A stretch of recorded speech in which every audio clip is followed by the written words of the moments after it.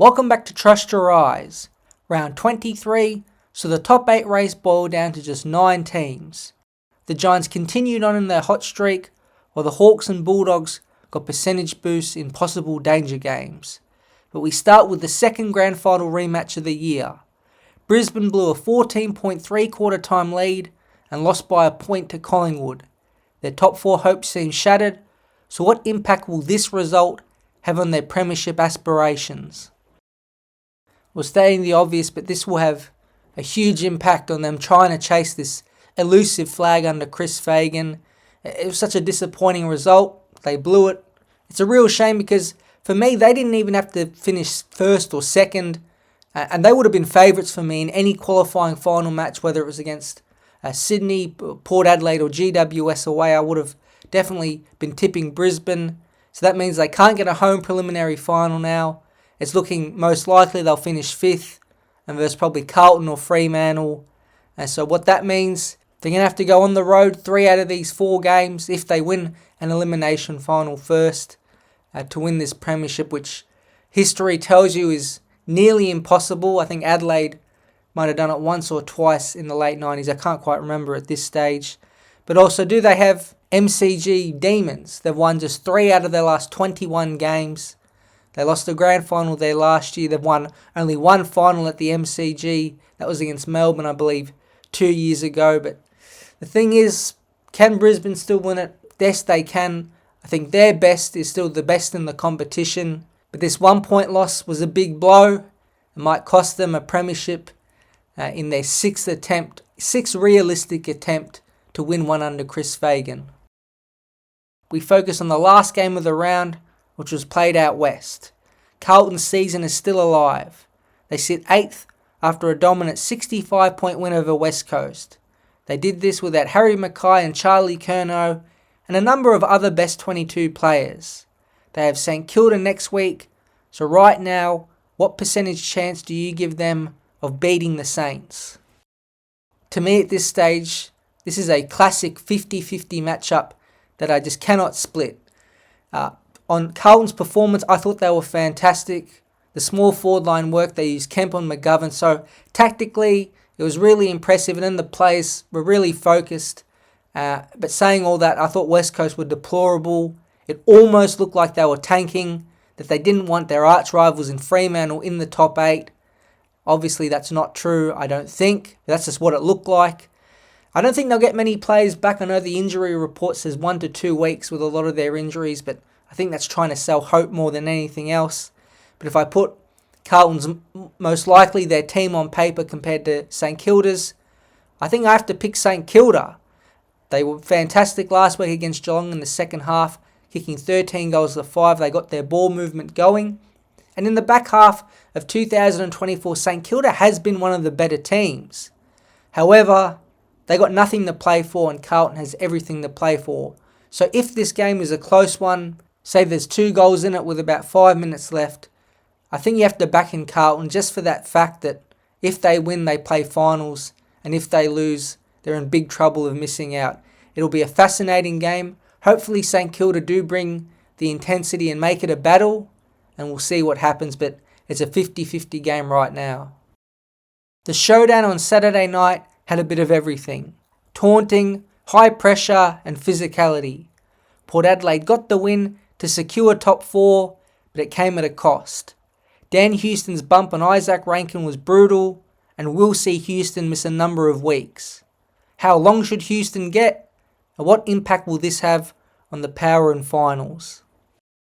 Even though I'm Victorian, showdowns are maybe my favourite fixture in the whole of the AFL. They always have big meaning, and this one did, especially for Port Adelaide. And that Houston bump, watching it live, was as violent a bump we've seen all year. It was in the range of Jimmy Webster. I don't think it was quite as severe, so I'm going to say 5 or 6 weeks. I don't think he should be back this year and playing in a grand final. It was a really bad hit, and in some ways tipped the game in Port Adelaide's favour because Adelaide lost their best player in Rankine, and they couldn't really score from that point in the game onwards. Would it be a disaster if Houston only got 4 weeks? Not really, but I don't really think a guy should be playing in a grand final after an act like that. So again, I'm going to settle on 5 to 6 weeks, but wouldn't be shocked if he gets 4.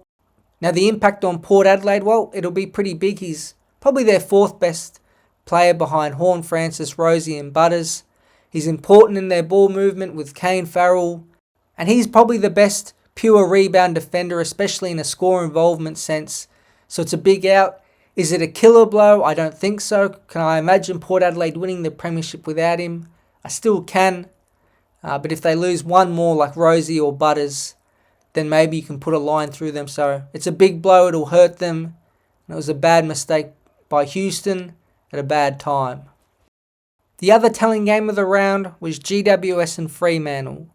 The Giants held on by 9 points in a strange topsy-turvy game. Hogan 6 goals with a difference as he locked in his first Coleman medal. But on the other side of things were Fremantle. They are now outside the top 8 and need to win and need results to go their way. Out of 10, how bad is this 3-game losing streak been by Fremantle? Well, I'm not sure how Fremantle fans are feeling right now about the entire situation, but I'm going to go a 5 out of 10 on how bad this losing streak has been, and it's mainly because it's happened right at the end of the season and the worst possible timing. Look at their past 3 games. Fremantle really haven't played that bad, and injury has killed them. I'm a big advocate of you need all your best players out there. Don't really believe in that one player can go out and just one can replace them, especially when you lose your spine, which Fremantle have. Alex Pearce, killer blow in defence, couldn't stop Jesse Hogan, and I think Pearce would have helped. Sean Darcy, we know he's one of the best tap ruckmen in the game, and he helps them up forward because Jackson can spend more time there. And then Josh Tracy's kicked 40 plus goals, been a revelation, real strong presence up forward. So they've lost all 3 of those guys. It's basically a team's entire spine, and have still been competitive in all their games. But looking back at it, it was that Essendon one that was the big one. If they had won that, they'd probably be making the top 8 and maybe even hosting a final. On the bright side, they're a very young team. I've been won over by them this year. I really like them. I do think Justin Longmuir is a good coach, and with the tools he's had at his disposal has done a pretty good job. Injuries hit them at the wrong time, but I think Fremantle will reboot if they miss out and come back really strong next year. Geelong should still get top 4 by beating West Coast next week, but they did suffer a big loss to St Kilda. 13 goals to just 5 in the second half was the difference, as the Saints came back from 33 points down. How concerning was this loss in the grand scheme of things for Geelong? Well, to me, it's not that concerning in the grand scheme of things because they're still going to get top 4 and have that double chance and have the opportunity at hosting a home preliminary final. But it feels like not a lot of people are liking Geelong's shot at winning a premiership. And I kind of see where it's coming from. I think if you take all the top 8 teams right now, I think Geelong would probably be in that 8th to 6th range.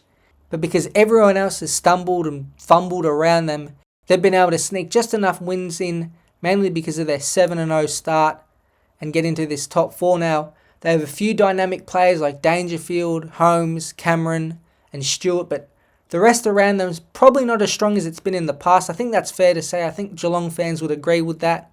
So it is hard to see them winning the grand final. Out of the top 4, I definitely think they're the least likely.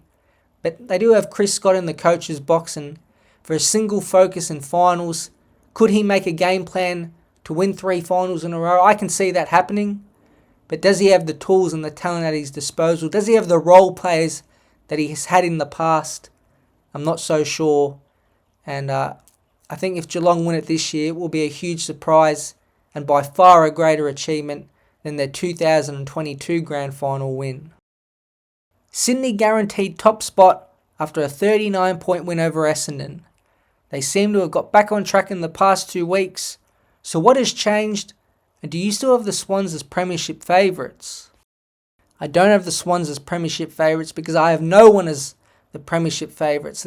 Maybe if Brisbane had finished top 4, I would have stated that they were mine, but that doesn't seem like it's going to happen. But with the intensity rising around the Swans, I'm going to focus more on the tactical side because they have done a few really good things.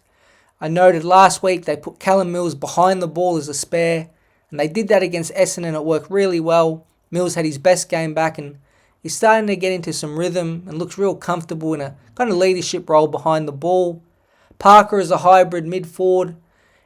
Working okay, he can be quiet for a long period of time like a lot of medium and small forwards, but he bobbed up and was really influential in the second half. So I think those two moves have been important. They get McInerney and Papley back probably for the first final, which is good. And next week, if I'm looking at the Sydney team sheet, if I'm a Sydney supporter, I want to see a number of guys not playing, probably Heaney and Grundy at the top of it, because it doesn't matter. Rest up for 2 weeks and go into that first final, again, probably against Geelong, raring to go and trying to host a home preliminary final like they did in 2022. The Western Bulldogs, led by Sam Darcy, 7 goals, beat North Melbourne by 96 points, while Hawthorn at the MCG dominated Richmond early and won by 63 points. The two teams are looking on track to meet in the first week of finals, so who would you rather be coaching? This is a great question, an incredibly close one to answer, but I'm going to go the Western Bulldogs, but the main reason why is actually to do with Hawthorn. We don't know how Will Day is going to affect them. It's just one player I know, but they were 0-5 without him, and since he's been back, everyone else has played well in that midfield, and he's played well. So it's a big blow, and it seems like he'll miss probably the rest of the year with some sort of collarbone or injury issue. On the other side, the Bulldogs are pretty healthy. They have Tim English out, but if they make finals, he can return. Although, if you put up their matchups, the Bulldogs still have GWS in Ballarat, and they're no certainty to win that, where you think Hawthorn will be able to beat North Melbourne in Tasmania. So I'm saying that I'd rather be in charge of the Bulldogs right now, but I think Hawthorn are definitely more guaranteed to play in finals, and their record over the Western Bulldogs under Sam Mitchell has been really strong. Even when they were struggling, they've given the Bulldogs issues. If this game eventuates, which I hope it does, it'll be played at the MCG. It'll be a great final. A really young team, a building in Hawthorn, and a more senior side with a few more veterans in the Bulldogs are wanting to try to go all the way. So I hope it eventuates, and it'll be a fantastic game. Thanks for listening to Trust Your Eyes for round 23. Good luck to all your teams, and I'll be back soon.